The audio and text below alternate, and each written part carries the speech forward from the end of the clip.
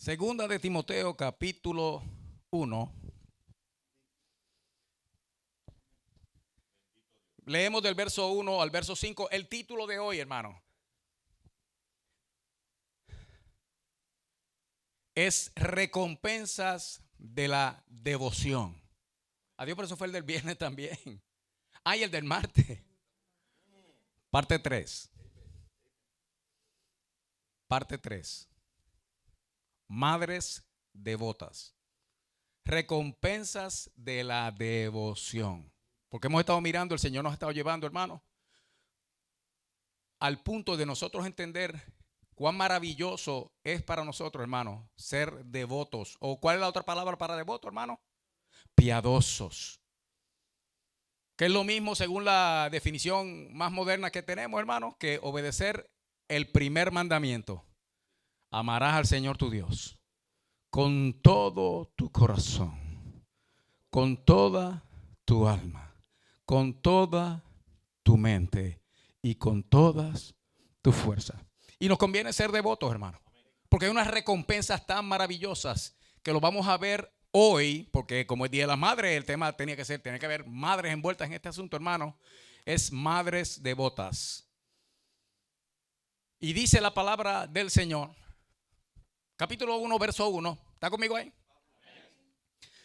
Pablo, apóstol de Jesucristo por la voluntad de Dios, según la promesa de la vida que es en Cristo Jesús. Oiga, hermano, esto es Pablo diciendo, ahí te estoy escribiendo la carta, verso 2, ¿a quién se la está escribiendo? A Timoteo, y oiga como dice de él, hermano, amado hijo. Gracia, misericordia y paz de Dios Padre y de Jesucristo nuestro Señor.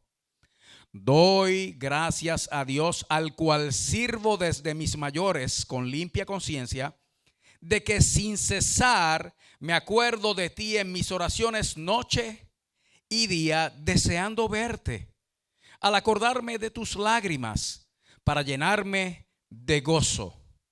Oiga el verso 5, que es el verso clave aquí, hermano, y hasta ahí vamos a leer. Trayendo a la memoria la fe no fingida que hay en ti, la cual habitó primero en tu abuela Loida y en tu madre Eunice, y estoy seguro de que en ti también. Padre bueno, síguenos bendiciendo, Señor, con tu palabra. En el nombre de Jesucristo, amén. Se pueden sentar, iglesia.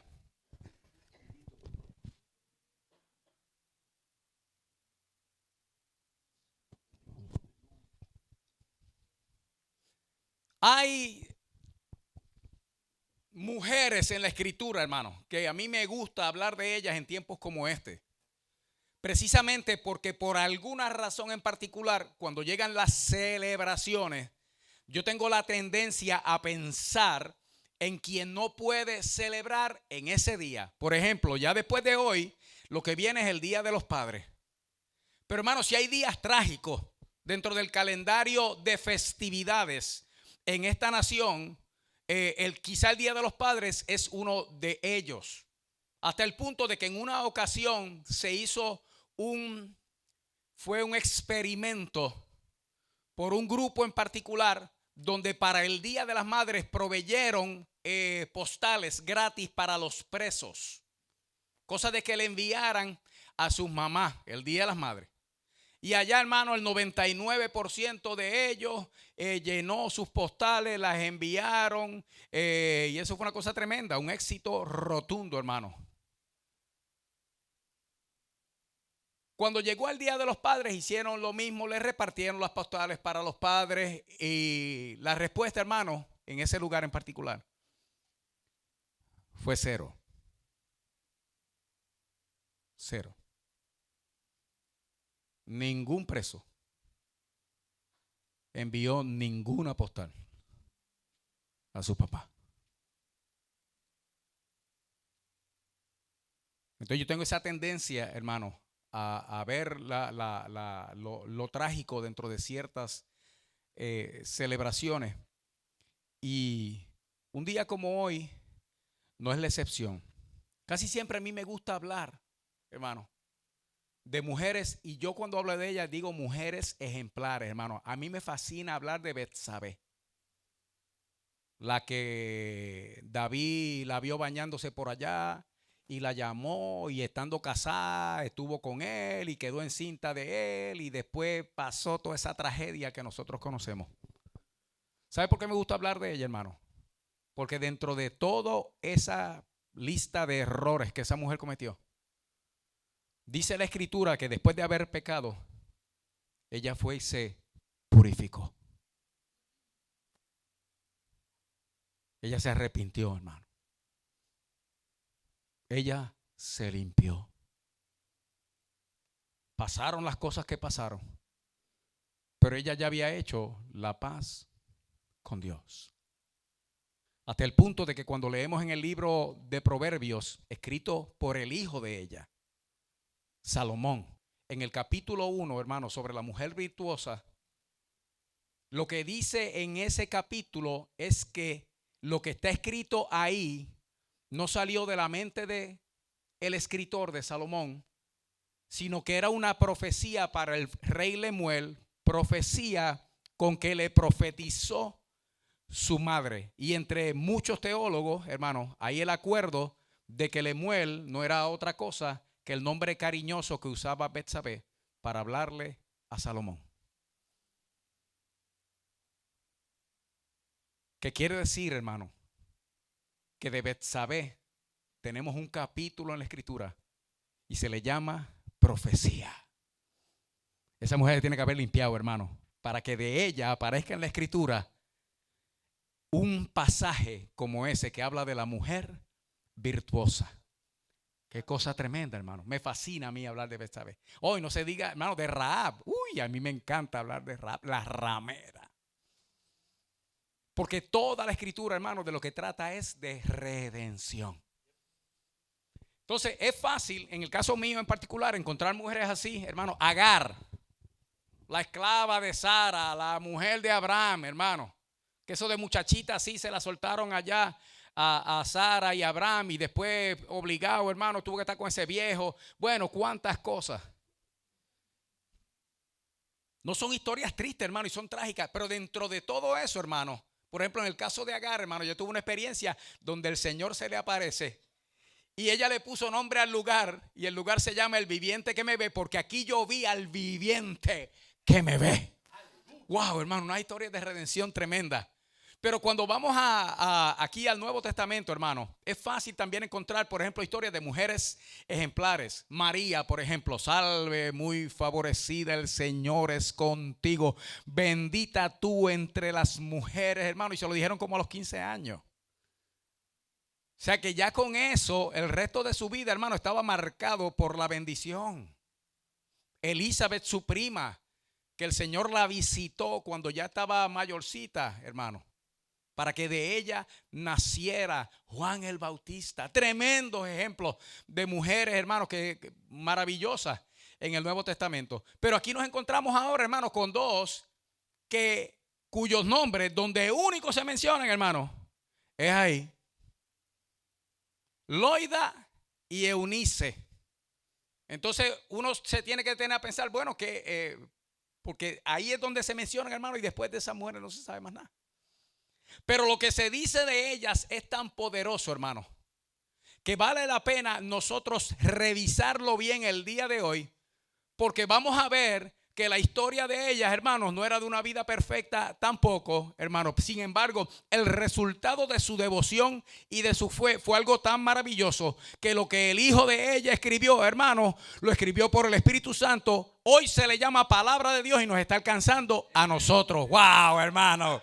¡Qué premio para una madre! ¡Ah, qué cosa maravillosa! Vuelva conmigo entonces a la escritura.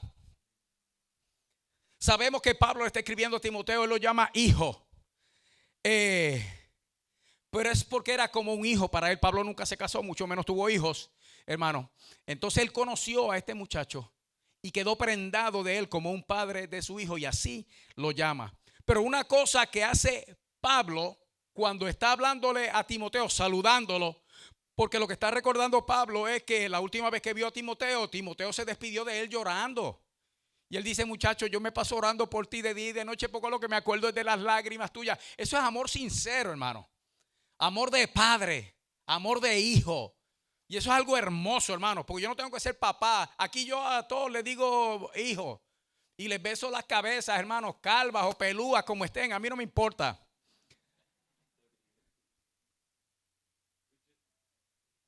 Y ese amor sincero de padre e hijo es una cosa maravillosa. Pero dentro de esto, dentro de este saludo, Pablo le dice a Timoteo que yo deseo verte pronto para llenarme de gozo. Oiga esto, hermano. Estoy en el verso 5 del capítulo 1. Trayendo a la memoria, recordando la fe no fingida que hay en ti. Dice, yo tengo este amor por ti y tú tienes ese amor por mí, y se demuestra de esa manera porque en ti hay una cosa que te distingue. Es que tu fe es una fe no fingida. Pero escuche bien, hermano, porque entonces ahí mismo le dice, y esto es lo que me maravilla a mí, hermano, que le dice, la cual habitó primero en tu abuela Loida y en tu madre Eunice. Dice, eso que tú tienes. Y escuche la expresión que usa, hermano. Esa fe no fingida, donde primero habitó. Y es maravilloso que use esa palabra, porque pudo haber dicho donde estaba primero, o de donde surgió, o la fuente de. Pero dice, donde primero habitó. Eso que tú tienes, donde estuvo primero fue en tu abuela y en tu mamá. Y ahora yo estoy seguro de que también está en ti. Y entonces está diciendo algo, hermano. Está diciendo la influencia de esas dos mujeres en tu vida. Es lo que han hecho de ti lo que tú eres hoy. Y entonces, hermano, quiere decir que estas dos mujeres, Loida, su abuela, y Eunice, su mamá, eran siervas del Señor cuando Timoteo probablemente todavía era pequeño. Y el testimonio de ellas fue tan poderoso que hizo de este muchacho un varón de Dios con una fe no fingida, porque eso precisamente era lo que tenía su abuela y su mamá. ¿Sabe con otra palabra? Una palabra, hermano, para fe no fingida.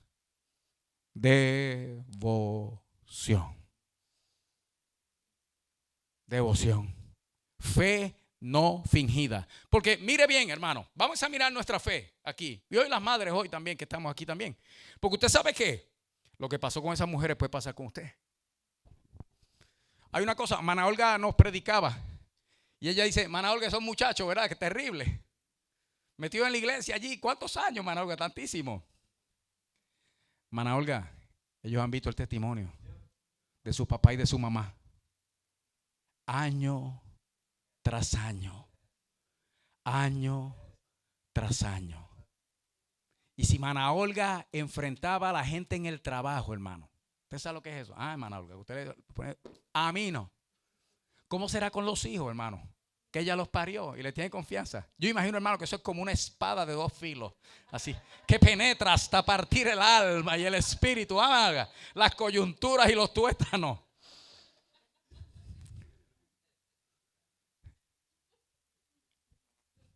Pero hermana Olga testificaba que los muchachos entonces se quedan callados. Menos uno. Menos uno. Hermana Olga, el más duro es el más blandito. El más duro es el más sensible. El más bocón, ese es el que más va a ser para la gloria de Dios. Porque esa semilla está metida ahí, hermano. Y el testimonio de su madre, lo que ha servido entonces, hermano, es para machacarle a esos muchachos ahí, que a Dios se les sirve, hermano, con una fe no fingida. ¿Qué es una fe no fingida, hermano? Oiga bien, fe no fingida, hermano, es, bueno, para empezar, hermano, cuando usa aquí la palabra fe, está diciendo que Loida, su abuela, y su mamá Eunice, cuando se convirtieron al Señor, lo hicieron plenamente convencidas. Era una convicción plena. Esto es lo que es. Esta es mi salvación. Esto es lo que yo necesito. A Jesús, mi Señor. Eran unas mujeres plenamente convencidas de lo que habían creído. No solamente eso, hermano, sino que tenían confianza en Dios. Esa fe era una fe de confianza en el Señor. Era una fe que las hacía permanecer constantes. Y me fascinó, hermano, pues yo sé lo que yo voy a predicar hoy. Pero entonces yo lo estoy viendo en mi hermana Olga, que resulta que el día de las madres la pusieron a trabajar aquí, hermano, a predicarle a la iglesia. Cuando se supone que las madres no estén haciendo nada, estén descansando. Oh, pero eso es el Señor, hermano, eso es el Señor. Porque yo vi eso hoy, yo lo viví, hermano, y yo me lo gocé más que nadie, porque ya yo venía con esto. Entonces, mira, ahí está Loida predicando. Ahí está Eunice predicando. Esa constancia, hermano. Esa es esa fe. Es fidelidad. Es serle fiel, hermano. Pero fiel por encima de todas las cosas a Dios. Y cuando dice la Escritura que esa fe era no fingida, sin fingimiento, hermano, era sin disimulo. La fe de estas mujeres no era disimulando, aparentando. Que hay muchos de nosotros que decimos mucho, hermano, pero estamos como el arbolito de higo que Jesús dice verde allá y parecía que hasta tenía fruto, y cuando metió la mano, ¿qué encontró? Nada. Es como la comida americana que se ve bien, pero no sabe a nada. Así, hermano. Sí, porque es la comida americana, hermano. Usted ve esos platos, esos retratos y usted dice, wow, qué cosa más tremenda. Y usted se acerca y ni le huele, hermano. Y cuando lo prueba ni le sabe tampoco. Pues entonces así es. Hay muchos, hermano. Pero escuche bien que la fe de esta mujer era una fe sin disimulo. Cuando estas mujeres hablaban de lo de Dios, hermano, oiga, usted sentía a Dios. Usted sabía que lo que estaba saliendo de esa boca estaba saliendo del corazón, porque en ellas había una plena convicción de quiénes eran ellas en Cristo. Hermano, es una fe, cuando dice no fingida, es genuina, sincera, es real, hermano, una fe real, verdadera. Estas dos mujeres, hermanos, tenían una fe pura. Y era la abuela y la mamá. Hay algo curioso. Porque Pablo le está diciendo a Timoteo, hijo mío. Y cuando menciona sus parientes, no menciona su papá. Menciona a la abuela y menciona la mamá. Si el padre hubiera sido parte de esta influencia maravillosa que hizo de Timoteo, quien él fue y sigue siendo porque está en la presencia del Señor, hubiera aparecido ahí quizá antes que la misma abuela y que la misma madre. Entonces, ¿qué hay detrás de la vida de Timoteo para que a quien Pablo mencione sea estas dos mujeres? Vaya conmigo al libro de los Hechos, capítulo 16. Hechos 16. Pero marque la de Timoteo, que después volvemos para ahí ya mismo.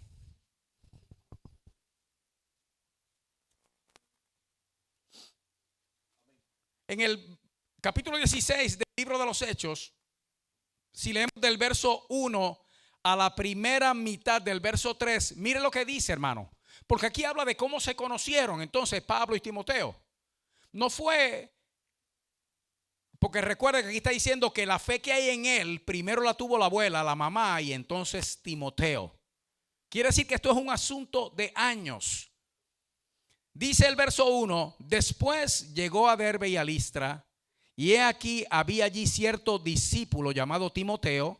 Ve, Pablo llegó, está hablando de Pablo, llegó a estas ciudades de Derbe y de Listra, y allí se encontró con que había un discípulo que se llamaba Timoteo.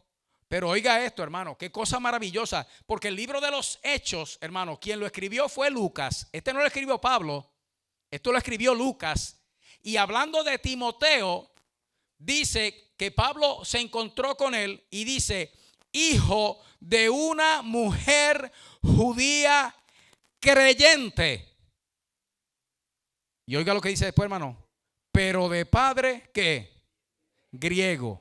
Y daban buen testimonio de él los hermanos que estaban en Listra y en Iconio. Y en la mitad del verso 3 dice, quiso Pablo que éste fuese con él. Con Pablo no andaba todo el mundo, Pablo, hermano. Primero, porque Pablo no era fácil. Él era sumamente exigente. Tan así que cuando él andaba con Bernabé haciendo el primer viaje misionero, y Juan Marcos, sobrino de Bernabé, que fue el que escribió el evangelio de Marcos, no estamos hablando de cualquiera, se fue con ellos en ese viaje a mitad de camino, por la razón que sea que la escritura nos dice, Marcos se regresó. Cuando van a hacer el segundo viaje, hermano, allá Bernabé dice, pues vamos a llevarnos a Marquito de nuevo. Y a Pablo no le pareció bien que fuera con ellos uno que a mitad de camino se había regresado. No, ¿cómo lo vamos a llevar de nuevo ahora? Este no completó el viaje. Y dice que el desacuerdo entre ellos fue tal que se separaron. Entonces Pablo y Bernabé, no dice que se enemistaron, hermano. Es que no pudieron llegar a un acuerdo porque Pablo insistió en que no llevara a Marco. Y Bernabé, que está contento con el muchacho, lo que haya pasado antes no importa, porque Bernabé era pacificador, hermano. Cuando usted oye de Bernabé, ese hombre era pacífico, era bueno, pero bueno, extremadamente bueno.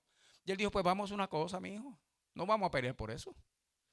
Yo me lo llevo conmigo para un lado y tú te vas para otro. Y entonces Bernabé se llevó a Marcos en un viaje y Pablo escogió a, que decían que era la esposa de él, ¿cómo era que se llamaba? Sila, y no es que es la esposa, hermano. No, es un hombre. Lo que pasa es que los nombres griegos terminaban así. Porque yo he oído gente que decían eso antes, hermano. Y Pablo y su esposa Sila. No, Sila es un hombre. Pablo era sumamente exigente. No cualquiera caminaba con él. Quiere decir entonces que no solamente el testimonio de los de Listra impresionó a Pablo, sino que lo que él vio en el muchacho también. Lo interesante de todo esto, hermano, y es que Dios es tan maravilloso, porque yo le dije que el nombre de estas dos mujeres se menciona solamente allá en 2 de Timoteo, pero de la mamá de Timoteo se habla aquí en este verso, en este pasaje que estamos leyendo, porque cuando dicen que él tenía buen testimonio, hablando de Timoteo, dice que era hijo de una mujer judía. ¿Cómo, hermano? Creyente. Entonces cuando dice el pero de padre griego, entonces ahí implica que el papá no solamente no era judío, sino que tampoco era creyente. Ya vemos ahí entonces quizá, hermano, la razón por la cual cuando se menciona a Loida e Eunice en 2 de Timoteo, del papá no se dice nada. Porque parece ser que el muchacho o creció con un padre inconverso, o él era hijo de un padre griego, pero papá no estuvo presente. De hecho, cuando uno ve las deficiencias del carácter de Timoteo reflejadas en los consejos de Pablo, Pablo dice, ninguno tenga en poco tu juventud, no te dejes pisotear porque eres joven. O sea, no dejes que te menosprecien. Y continuamente lo está animando Pablo a que haga las cosas con valor, hermano, y que se tire al ruedo, que haga lo que tiene que hacer. Esas son características, muchas, hermanos, de hijos de parejas separadas, donde el padre ausente no ayuda a moldear el carácter varonil, hermano, en el muchacho. Otra es que el padre puede estar presente, hermano, Pero ser en expresiones de mi esposa es casi astronauta, hermano, de tanto que sabe. Ella dice en padres que son batata. Y batata tiene un montón de definiciones e implicaciones, hermano. Usted le da la que usted quiera. Puede ser cocida o cruda. Sigue siendo batata.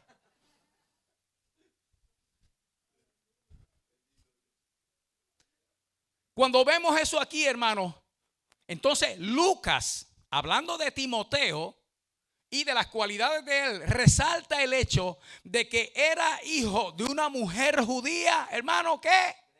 Creyente. Ay, hermano, uno lee esto en español y uno dice, wow, esa mujer era creyente, hermano. Pero cuando usted lo ve en el original, escuche bien, esa palabra creyente, hermano, si uno lo fuera a leer de otra manera, usando los sinónimos, era hijo de una mujer judía fiel. Era hijo de una mujer judía digna de confianza. Era hijo de una mujer judía, hermano, firme en la fe. Era hijo de una mujer judía sin fluctuación. Y todo eso quiere decir creyente, hermano. Es que esa creía, pero creía de verdad, hermano. Y usted sabe cómo es el asunto, ¿verdad? El marido no quiere creer porque él es griego y le gusta a los griegos. Y que tú crees lo que tú quieras, pero yo voy a seguir a Jesucristo. Yo te voy a ser fiel, pero yo voy a seguir a Jesucristo. Yo estoy casada contigo, pero yo soy hija del Rey de los cielos. Oiga, hermano, cuando hablan así de una persona, se lo estoy diciendo, hermanas mías amadas, madres que están aquí presentes y los que están mirando también. Porque esa es hay una recompensa para aquel que tiene o aquella que tiene una fe sin fingimiento. Hay una recompensa para aquella que tiene esto, hermano, que es creyente, pero de verdad. Entonces, el tropezón es cuando uno se compara. Por eso a mí me gustan las otras, hermano, la ramera y la otra adúltera. El tropezón es cuando uno se compara con gente así, que uno se queda cortito, porque el mensaje hoy es de las madres y estamos hablando de madres, hermano, pero que estas cualidades son para todos nosotros. Y la recompensa de la devoción es tanto para hombre como para mujer. Y uno cuando ve esto, uno puede pensar o decir, ay, si esa fuera mi fe. Y eso es bueno porque es un deseo de alcanzar ese nivel. Pero puede haber quien piense, yo no tengo esa fe. Bueno, la buena noticia, hermano, por la razón que nosotros hablamos esto hoy, esas mujeres no tuvieron toda su vida esa fe. Esas mujeres llegaron a un punto donde se tropezaron con Jesucristo y Jesucristo, que es el autor y consumador de la fe, hermano, le metió esa fe de él por dentro a ellas. Y quedaron convertidas en eso que dice la Escritura. ¿Usted sabe por qué yo lo sé, hermano? Porque siendo ella judía, si se casó con un griego, ella estaba mal. Porque de acuerdo a la ley de la tierra, hermano, eso no era pecado, eso era abominación. Era mejor si hubiera casado con un perro. O sea que esas no vivieron toda su vida obedeciendo la ley de Dios.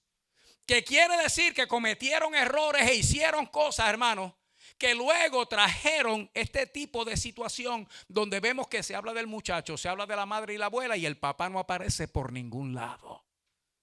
Oh, pero qué cosa maravillosa, hermano. Porque ese es el mensaje detrás de todo esto. O sea, lo que esas mujeres tenían, lo puedes tener tú también. Lo que esas mujeres eran, lo puedes ser tú también. Porque no estamos hablando de mujeres perfectas, hermano. Si algo tenían era que eran imperfectas. Oiga, hermano. Y cuando vemos que aquí dice hijo de una mujer judía creyente, pero de padre griego, entonces uno se da cuenta de que ya había algo que los psicólogos ahora mismo aquí llaman un hogar disfuncional, ¿verdad? Entonces, si va conmigo de nuevo a 2 de Timoteo, capítulo 3. Recuerde que no deje el capítulo 1, pero vamos al capítulo 3 de 2 de Timoteo.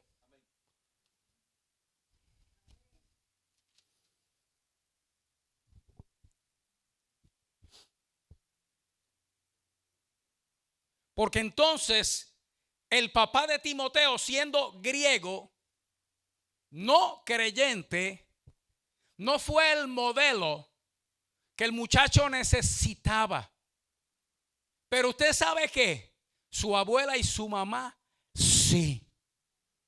Y entonces este muchachito, fuera que el padre vivía con ellos y simplemente nunca recibió al Señor, o por lo menos hasta entonces, o fuera que los abandonó, y entonces esta mamá y esta abuela criaron al muchacho.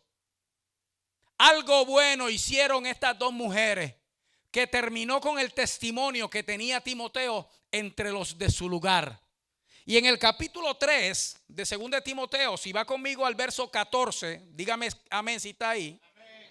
Dice, pero persiste tú, recuerde que es Pablo hablándole a Timoteo, en lo que has aprendido y te persuadiste, sabiendo de quién has aprendido. Cuando él está hablando esto hasta aquí, hasta este punto, hermano, él está hablando, Pablo, de sí mismo. Porque en el verso 10, ahí mismito, en el verso 10, dice, pero tú has seguido mi doctrina, conducta, propósito, fe, longanimidad, amor, paciencia, persecuciones, padecimientos. ¿Ves? Entonces estamos viendo aquí que ya Timoteo, siendo cristiano, siendo creyente, aparece la figura de Pablo. Y Pablo vino a ser entonces como el padre que Timoteo no tuvo en su infancia. Pero entonces, ¿qué pasó en la infancia de este muchacho, hermano? Oiga bien, vuelva conmigo al verso 14. Al verso 15.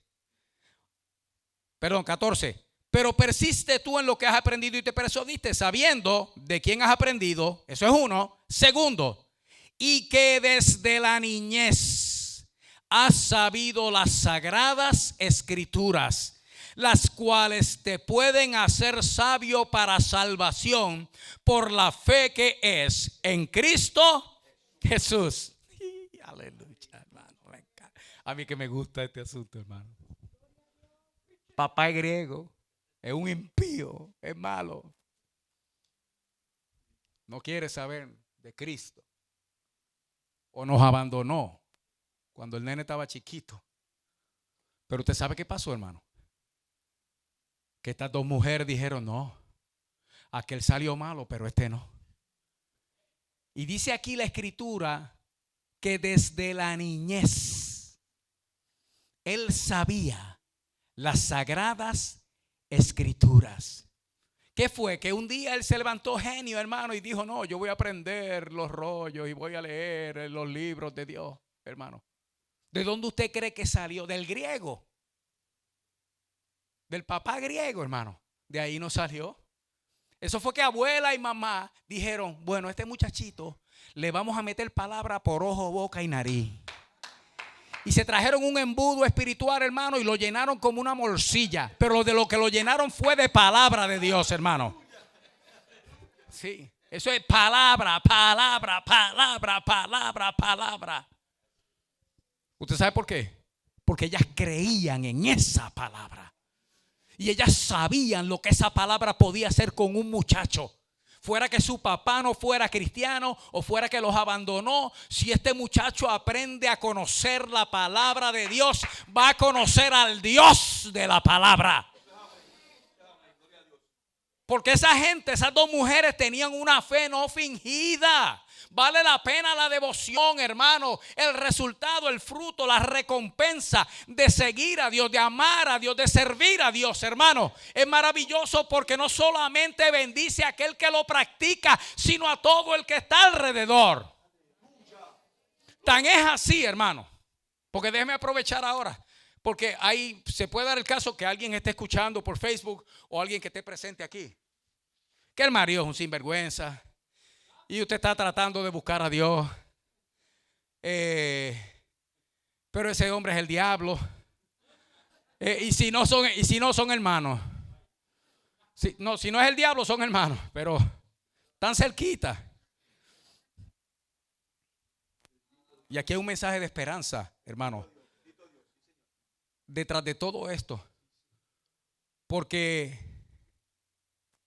lo que usted está viendo aquí, aunque papá no estuviera presente, y déjeme decirle algo, a veces es mejor que no esté, para que esté haciendo vagabundería y poca vergüenza en la casa, llegando borracho, golpeando a la mamá o haciendo, a veces es mejor que no esté.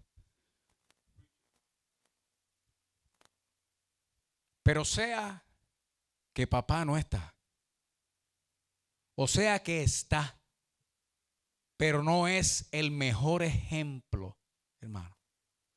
Si la mujer tiene una fe no fingida, si la esposa es verdaderamente creyente, yo le voy a decir lo que pasa. Y aquí ahora vamos a entrar en los misterios de Dios.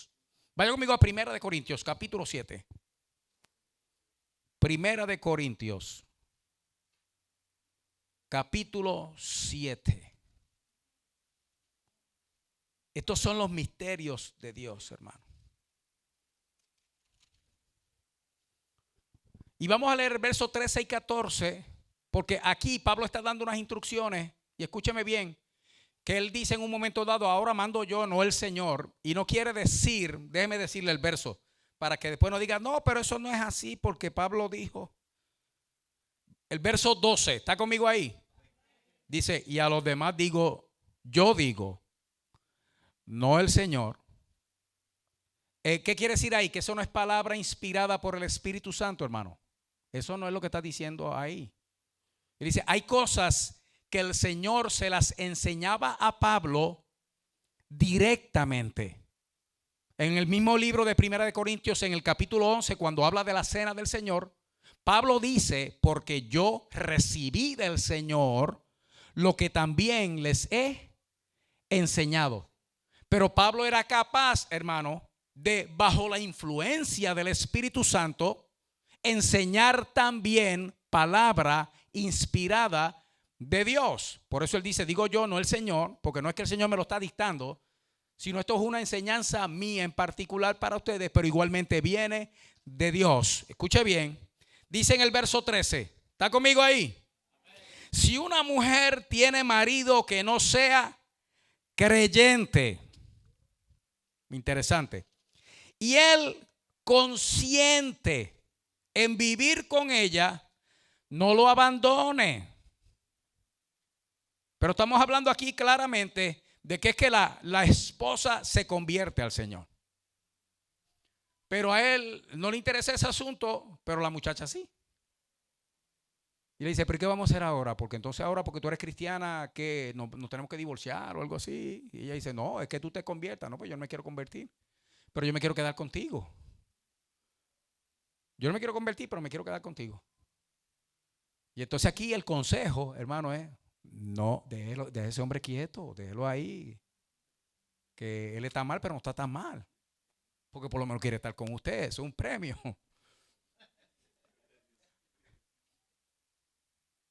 Oiga esto. Porque el marido incrédulo es santificado en la mujer y la mujer incrédula en el marido. Pues de otra manera vuestros hijos serían inmundos, mientras que ahora son, ¿qué, hermano? Hermano, es un verso grande. Es un verso grande. Y estas cosas no son fáciles. Estos son los misterios de Dios. Escuche lo que dice aquí, hermano, en el lenguaje de nosotros acá. No abandone al marido. Se quiere quedar contigo, pero no quiere ir a la iglesia. Déjalo, que no vaya. Dale testimonio. Deja, no que oiga en ti tu fe.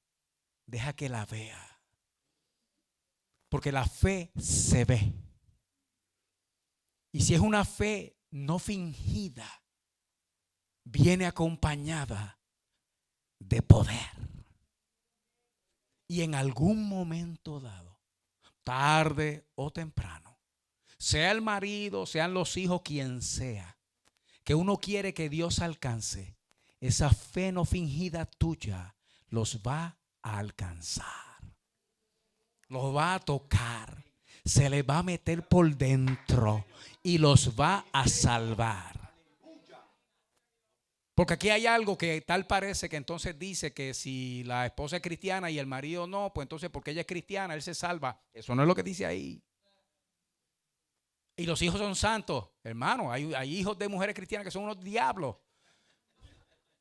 Pero esto es lo que está diciendo aquí, hermano. Escúcheme bien por un momento. Él se quiere quedar con su esposa, que ahora es cristiana, le sirve al Señor. Pero él no lo es. Esa relación, hermano, solo por ella ser cristiana, dice la Escritura que lo santifica a él y que lo hace santo. No, hermano, escuche bien. Es que cuando ese hombre está en contacto con esa mujer, no solamente está en contacto con ella, está bajo el influjo, bajo la influencia de lo que está dentro de ella. Perdón, de quien está dentro de ella. Cuando usted es creyente, cuando usted es cristiano, usted es templo y morada del Espíritu Santo de Dios. Y todo lo que viene o entra en contacto con usted está entrando en contacto con la presencia del todopoderoso Espíritu Santo de Dios. Entonces, usemos otra palabra para santificar aquí. Es que entonces la relación de ambos se consagra. Cuando dice que se santifica, es que entonces está siendo hecha bajo no solamente la presencia, sino la aprobación de Dios. Eso está bien hecho. Y Dios está en ese asunto. Entonces, ¿qué pasa, hermano? Porque eso es así. Entonces esa misma presencia que está dentro del creyente, porque mire, hermano, hay palabritas chiquitas que hacen una diferencia grande cuando leemos ese pasaje. Oiga bien, porque el marido incrédulo es santificado. Oiga, no dice por. ¿Lo está viendo, hermano? No dice santificado por la mujer. Dice santificado en la mujer. ¿Usted sabe cómo Dios ve eso, hermano? Dice, no, porque ella es santa. Yo te permito a ti entrar en este terreno. Y tú estás bajo una cubierta.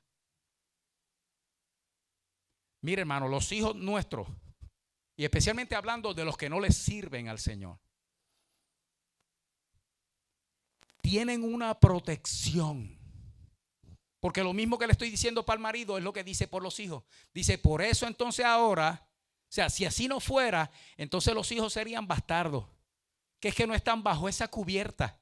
Es que no están bajo esa protección. Pero ahora, como es así, él no es creyente, pero tú sí. Esa cubierta protectora del Espíritu Santo lo cubre a él y lo cubre a los nenes también. Esos hijos del Altísimo, que lo que hacen es darte dolores de cabeza. Hay hijos, hermano, que un día van a ver cuán protegidos han estado solamente porque su mamá, y solo su mamá, es de Dios. Solo porque mamá es de Dios, hermano. Y son cosas que uno no ve. Pero un día a nosotros nos van a pasar la peliculita. Mira, este día tú te ibas a matar en un accidente. Pero porque tu mamá estaba ahí continuamente delante de mí, yo te libré. Este día tú ibas a coger una enfermedad, pero porque tu mamá está ahí delante de mí, yo te libré. Este día te iba a pasar tal cosa, pero porque tu mamá está ahí dando rodillas, rogando delante de mí. Y ella, la fe de ella es genuina, no es fingida. Yo te libré. Tan así, hermano, tan así. Mana Olga, crecen en la iglesia. se van. Oye, siguen protegidos y siguen siendo guardados. Eso es lo que está diciendo aquí, hermano. Esa influencia, esa bendición, hermano, es una de las recompensas más grandes que tiene el que una madre sea devota de Dios. Yo era un diablo. Yo me crié en la iglesia y yo era un diablo, hermano, en la iglesia. Disimulaba bien. Ay, yo tenía una fe fingida, hermano, que eso era una cosa tremenda. Sí, a mí era fingida. Porque yo tocaba los instrumentos allá, y hermano, y esto y lo otro. Y cuando Elina llegó a la iglesia, hermano, ahí yo me santifiqué, que usted no tiene idea. El más santo de los varones de la iglesia de los jóvenes, ese era yo. Uy, hermano, y cuando venía el Espíritu Santo sobre los hermanos, que es una cosa tremenda, hermano. El más banco que movía era yo. El que más se sacudía era yo. Nunca me atreví a abrir la boca, hermano, para proferir una palabra. Porque para que moverse cualquiera lo puede hacer. Y hasta mi papá, que yo sabía que me leía el pensamiento, hermano, le dijo a alguien un día que yo tenía el Espíritu Santo. Y yo lo que tenía era el espíritu satánico. Ya. Así cuando me casé, el día que me casé, yo sabía que yo no volvía para la iglesia. Ya el plan estaba hecho. Ahora, pero si usted me veía orarle a Dios, hermano, especialmente por el asunto del matrimonio, porque yo amo a esa mujer, hermano. Y yo la sufrí. Y ella me hizo sufrir también. Porque para darme un primer beso tuve que esperar una semana, hermano, una miseria terrible. Cuando uno le daban el sí, ahí había que besar seguida, hermano, y eso era como normal. No, una semana esperando y yo secando, me perdí como 10 libras en esa semana hasta que por fin. Sí, porque entonces yo lo que pensaba era, no me quiere, me quiere, no me quiere, me quiere, no me quiere, me quiere, no me quiere. El día que me casé con ella, yo sabía que yo no volvía para la iglesia, hermano, ya yo lo tenía el plan hecho. ¿Usted sabe qué es lo más grande, hermano? Que mi mamá se convirtió a Cristo y le estaba sirviendo al Señor.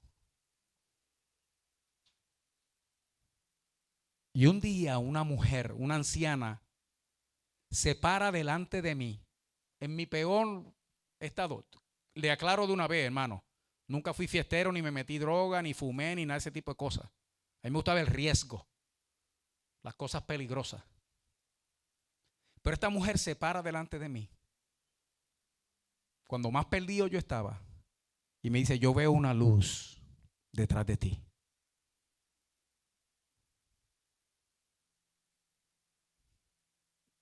Yo, hermano, por dentro me reí. Pues dice que luz, esta no sabe con quién está hablando. Y usted sabe qué, hermano. Yo le puedo narrar ahora, yo le puedo contar las veces ahora que porque mi mamá era de Dios y lo sigue siendo, a mí Dios me libró de la muerte. Y no una sola vez, hermano. Porque ahora yo me doy cuenta del día que yo estaba para morir. Y me acuerdo del otro día que yo estaba para morir. Y así sucesivamente, hermano. Pero usted sabe qué, aquella anciana que era una cristiana, la que se me paró de frente, ella vio que detrás de mí había una luz. Porque la madre cristiana santifica al marido y a los hijos.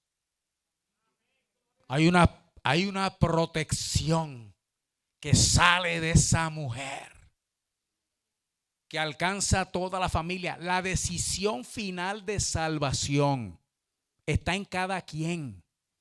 La madre cristiana no salva a sus hijos, los salva Jesucristo. La esposa cristiana no salva al marido, a ese solo lo salva Jesucristo. Pero lo que está en ella santifica a los que son de ella y los protege también, hermano. Oiga, hay bendición, pero que esto trae también esperanza.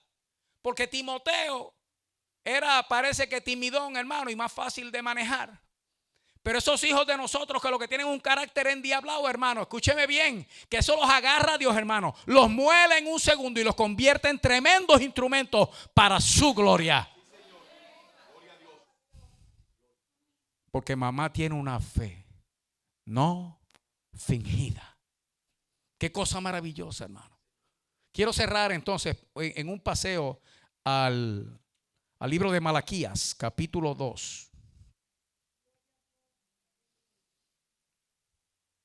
Para que usted entienda un poco mejor este misterio. Pastor, pero que todavía no entiendo, porque eso de que la mujer santifica al marido, aunque ese sea inconverso y se quede inconverso, y después también santifica a los hijos, aunque los muchachos sean como sean.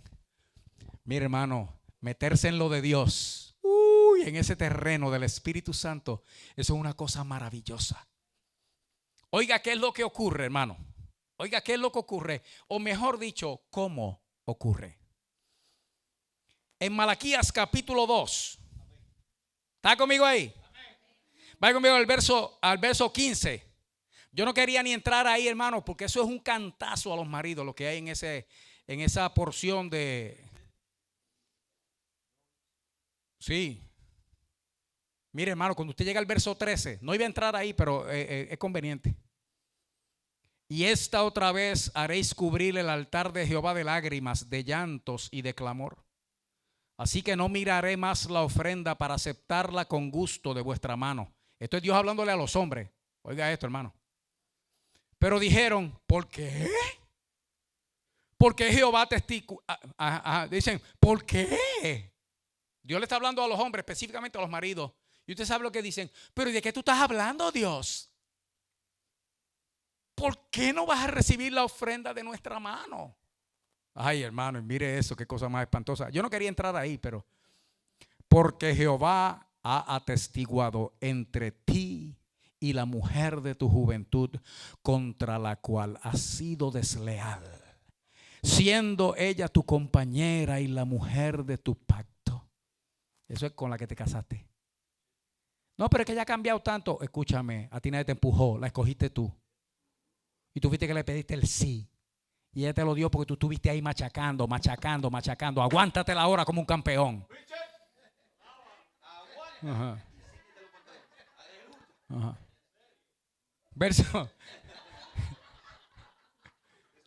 Verso 15. Oiga, hermano, pero mire cómo Jehová sale aquí en defensa de la esposa. Y es por esto. Oiga, qué cosa más maravillosa, hermano. No hizo él, Dios, uno, habiendo en él abundancia de espíritu. ¿Y por qué uno? Deténgase ahí un momento. ¿Sabe lo que está diciendo aquí? Está diciendo, yo estoy peleándome contigo y te estoy regañando porque la unión entre tú y tu esposa la puse yo. Y cuando ustedes se unen, ya no son dos, son uno. Pero que este uno, hermano, uno lo puede ver, sí, eso es una expresión simbólica, alegórica, es una metáfora de que de dos hace uno. No, hermano, no. No. Oiga, dice, ¿y por qué uno? Si en él hay abundancia de espíritu. O sea, si en Dios hay abundancia de espíritu, ¿por qué se economizó uno haciendo de dos uno? O sea, ¿cuál era la necesidad de Dios economizarse un espíritu? Si en él hay abundancia, especialmente de eso. Y es que el plan de Dios es precisamente que la pareja, sea el convertido o no, si ella es la convertida, o sea, él el convertido y ella no. Él dice, cuando están delante de mí, es que ustedes son un espíritu, uno. ¿Usted entiende ahora, hermano? Entonces, si son uno y es el espíritu que Dios puso, ese es el que protege, el que santifica, el que guarda, el que separa, el que hace dentro no solamente de la pareja, sino dentro de la familia también. Pero ¿sabe qué? Si no los dos, por lo menos uno de los dos tiene que tener el espíritu de él. Y mire cómo trabaja esto, hermano, en el mundo espiritual. Qué cosa, qué pena que no tenga tiempo, hermano. Porque si me dejan, yo estoy aquí 14 horas hoy nada más que hablándole de eso. Pero no se puede. Pero lo que quiero es que usted vea, hermano. Hermana, mira lo que uno tiene cuando uno es devoto del Señor. Mira lo que acompaña a uno. Mira lo que alcanza. Cuando uno, sea varón o sea mujer, es piadoso, ama a Dios, le sirve a Él, hermano. Esto opera en todas las áreas, en todos los aspectos y especialmente en aquello que más uno ama, la familia. Oiga, y uno se pierde estas cosas por uno no ver estas cosas. ¿Y por qué uno? Oiga la respuesta, hermano. Qué cosa maravillosa. ¿Está ahí conmigo en el 15? Porque buscaba una descendencia. ¿Para quién, hermano?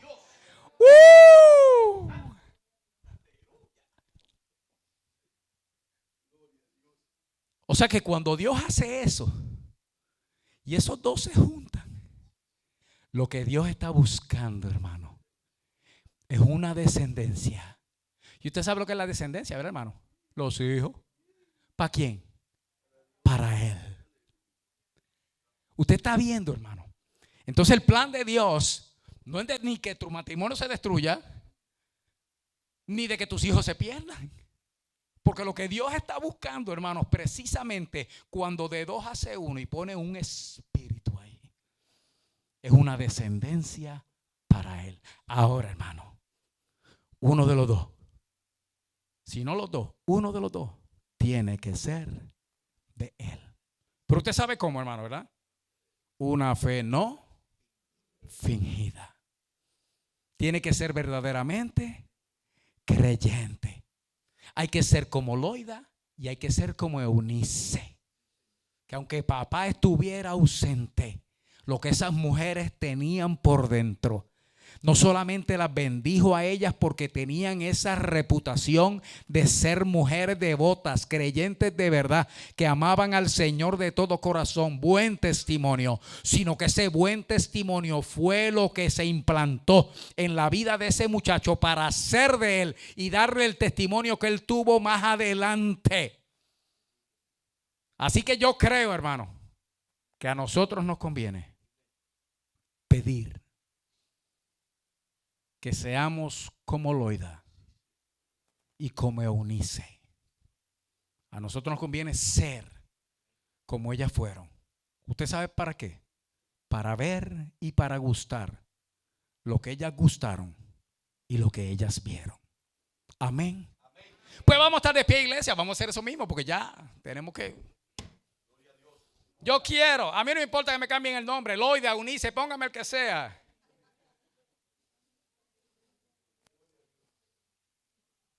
Hermano, hay recompensa para la devoción. Hay recompensa para servirle a Dios. Hay recompensa. Y escúcheme bien, porque entonces ahora es que, porque el diablo es terrible, hermano. Vienen a la mente toda clase de cosas. Para mí ya es tarde. Mis hijos están grandes. No, mi hermano, no. ¿Están ahí? Todavía hay tiempo. ¿Usted está ahí? Todavía hay tiempo. No, pero es que el Señor en la condición, eso, olvídese de eso. Que Loida y Eunice tenían su pasado también. Aquí lo que hay es que tomar la decisión hoy, hermano. Hermana, viendo lo que acabamos de ver, de ser como esas mujeres fueron, para gustar lo que ellas gustaron y ver lo que ellas vieron. Amén.